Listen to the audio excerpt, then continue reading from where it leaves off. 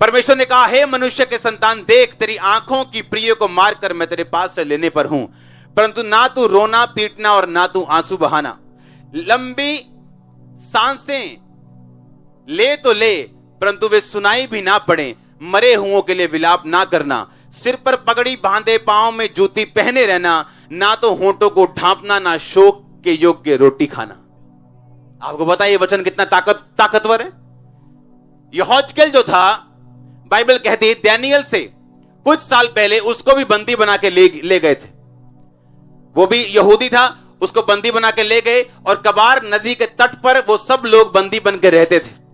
और परमेश्वर ने यहोजकेल को चुन लिया अपना दास होने के लिए। और परमेश्वर ने कहा, मैं इन लोगों को तेरे जरिए बात करूंगा और मैं इनको बताऊंगा कि जो उनकी जिंदगी की मुसीबतें हैं वो उनके पापों के कारण है। अब तू मेरा काम करना, अब तू मेरे मुंह के वचनों को इन तक पहुंचाना और मैं तेरे साथ होऊंगा। और बाइबल कहती परमेश्वर ने एक दिन यहोजकेल से कहा, मैं तेरी पत्नी को अपने पास बुलाने के लिए तैयार हूं। अब जब तेरी पत्नी मर जाए तो ना तो उसके लिए रोना, ना तो पीटना, ना ही आंसू बहाना, लंबी सांस तो लेना।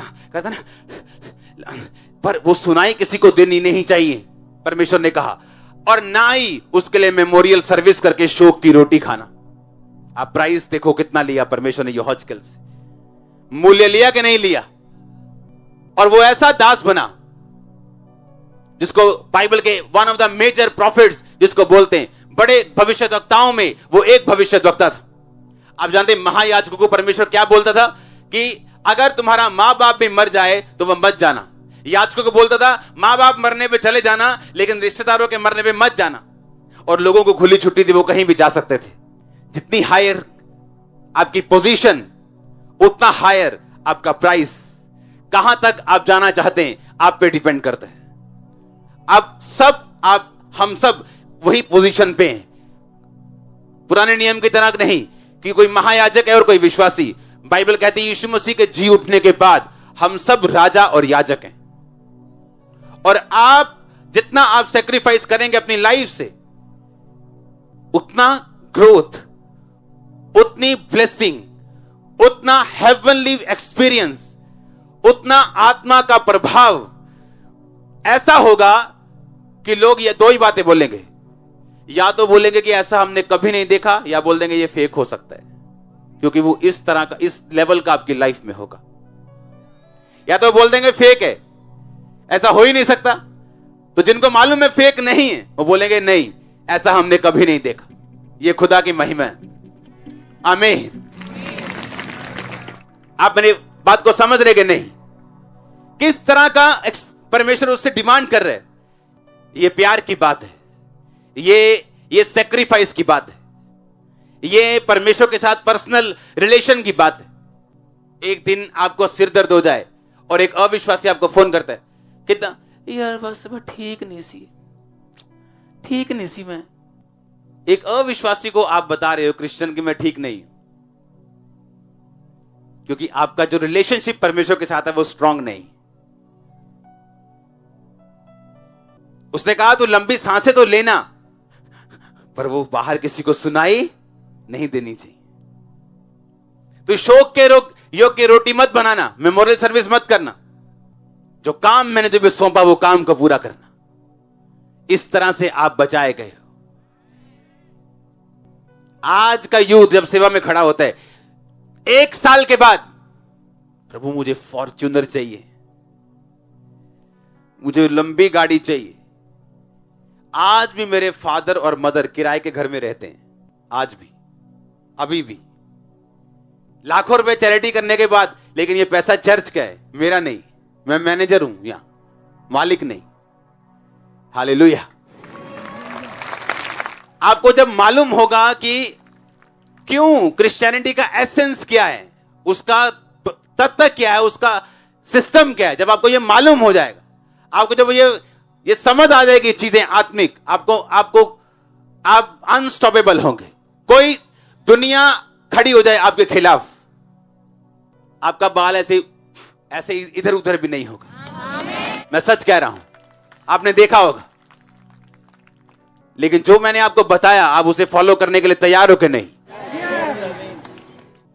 1 साल में चाहते हैं हमें गाड़ियां मिल जाएं। और जब इस सेवा में 25,000 लोग थे तब भी मेरे पास गाड़ी नहीं थी। क्यों? मुझे जरूरत नहीं थी। पास में ही घर था, एक विश्वासी उठाता था, ले जाता था। जब उसकी जरूरत पड़ने लगी क्रूसेड्स में, कामों में, परमेश्वर देने पर आपको प्लेन भी दे सकता है, लेकिन अगर आपको उसकी सुसमाचार के लिए जरूरत है और रियल जरूरत है तो बात वो नहीं। लेकिन अगर हम शरीर के पीछे चलेंगे, खोल लो बाइबल पूरी, जब भी विश्वासी तंग हुआ है, जब भी विश्वासी मरा है, जब भी विश्वासी रोया है, जब भी विश्वासी पीटा है, सिर्फ शैतान के कारण नहीं, अपनी गलतियों के कारण रोया। वो इजरायली जा रहे हैं और रास्ते में दुश्मन आता, कहता है इस जगह से निकलने नहीं दूंगा। पता वो कौन थे? इश्माइल के वंशज। कौन इश्माइल? जो अब्राहम के शरीर से पैदा हुआ था, ना कि प्रतिज्ञा से। प्रतिज्ञा से पैदा हुआ इसहाक, शरीर से पैदा हुआ इश्माइल। जब भी इसहाक के वंश का किसी ने विरोध किया है, वो इश्माइल निकला हमेशा।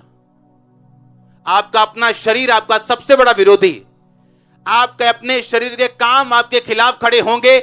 आज 10 साल, 15 साल में, 20 साल में आपके किए हुए शरीर के अपने काम ही आपके खिलाफ होंगे, शैतान नहीं। वो मर चुका है, वो जूती के नीचे है। अब भी दबका मारेंगे, अभी भाग जाएगा यहां से। पर आपके शरीर के काम खतरनाक चीज है, एक डेंजरस चीज है ये। जब भी किसी विश्वासी को तंग किया किसी ने, वो उसके अपने शरीर के कामों ने किए। अब्राहम की आशीष का लेट होने का कारण उसके अपने शरीर के काम।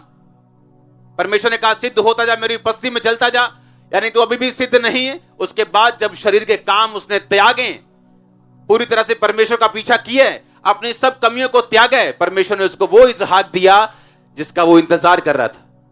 मेरा परमेश्वर आपके इंतजार की सब ब्लेसिंग्स को आपको दे। मेरा परमेश्वर आपको परफेक्ट करे। इसहाक के वंश का किसी ने विरोध किया है, वो इश्माइल निकला हमेशा। आपका अपना शरीर आपका सबसे बड़ा विरोधी। आपके अपने शरीर के काम आपके खिलाफ खड़े होंगे।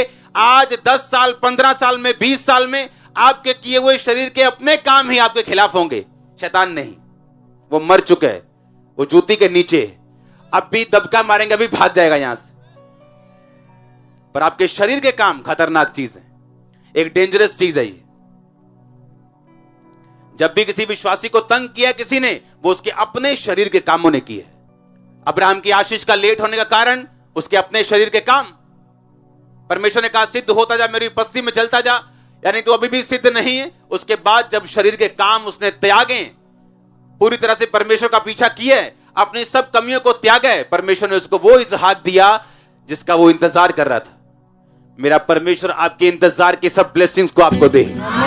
मेरा परमेश्वर आपको परफेक्ट करे।